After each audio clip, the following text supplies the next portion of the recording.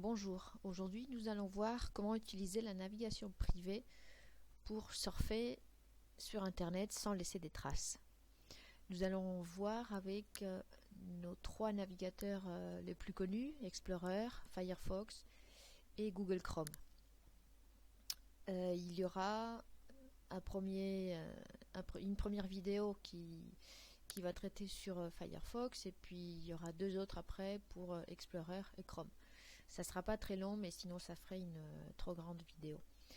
Alors au fur et à mesure que vous allez consulter vos sites sur internet, vous pouvez laisser beaucoup d'informations qui sont récupérées après par les moteurs de recherche.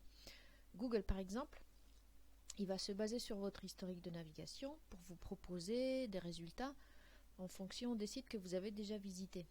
C'est pour ça que vous avez des publicités pour un produit d'un site que vous avez consulté auparavant. Donc pour faire face à ce comportement des navigateurs, ou d'internet, ce qu'on peut faire, c'est lancer nos navigateurs en fonction mode de navigation privé. Ceci vous permet d'aller sur internet et de ne pas laisser des traces. Alors ce qu'il faut savoir quand même, c'est que ce que vous faites sur internet n'est pas sauvegardé sur votre machine, mais par contre le fournisseur d'accès internet est dans l'obligation légale de conserver votre historique de navigation pendant un an. Voilà. Alors, c'est quoi exactement la navigation privée ? Alors, ça veut dire que c'est une fonction proposée par les navigateurs pour pouvoir aller sur internet sans que les informations de navigation ne soient enregistrées. Alors, si vous ne l'utilisez pas, si vous surfez en mode normal, on va dire, votre ordinateur va stocker des informations telles que l'historique de téléchargement ou de navigation, les cookies, les mots de passe enregistrés, dernières recherches effectuées, etc. Donc, pour l'ensemble de ces traces est utilisé par certaines compagnies pour vous proposer des contenus ciblés. Pour éviter ceci et puis surfer sur internet en toute tranquillité sans laisser de traces, donc nous allons voir comment faire sur nos trois navigateurs Explorer, Firefox et Chrome. On va commencer par Firefox. Donc vous pouvez lancer, il y a plusieurs façons, donc on va voir la première. Donc la première, vous tombez sur votre page d'accueil.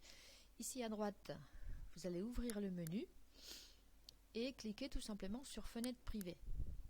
Donc tout de suite en haut, vous voyez le symbole qui veut dire vous êtes sur une navigation privée et Firefox ne va pas conserver l'historique pour cette fenêtre. Donc tout ce que vous allez faire à partir de là ne sera pas conservé par le logiciel.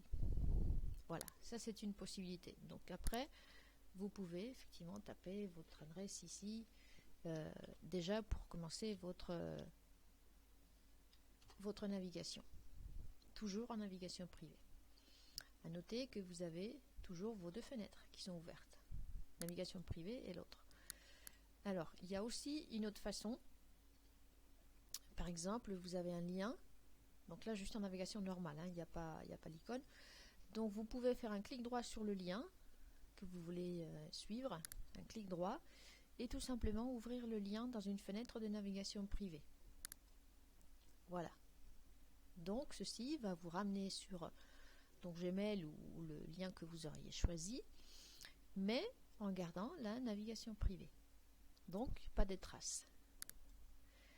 Autrement, si vous souhaitez quand même lancer votre navigateur seulement en fonction navigation privée et rien que comme ça, il y a une façon d'automatiser la tâche et de dire à chaque fois que je vais lancer mon Firefox, je veux que ce soit en navigation privée. Donc pour cela, on va prendre le raccourci qui est sur le bureau, on va faire un clic droit et ensuite on va cliquer sur propriété. Et donc ici au niveau de la cible, on va se positionner juste à la fin, et donc on va écrire tiré du 6 et le mot private. On applique, on valide, et quand je vais faire double clic sur mon icône, donc ceci va déclencher automatiquement une navigation privée. Voilà, donc je suis en navigation privée. Même si le petit symbole n'apparaît pas ici, je suis forcément toujours en navigation privée. Déjà, la page d'accueil me le fait comprendre. Voilà, c'est tout pour Firefox. Vous voyez que c'est très simple. À tout à l'heure pour Google Chrome.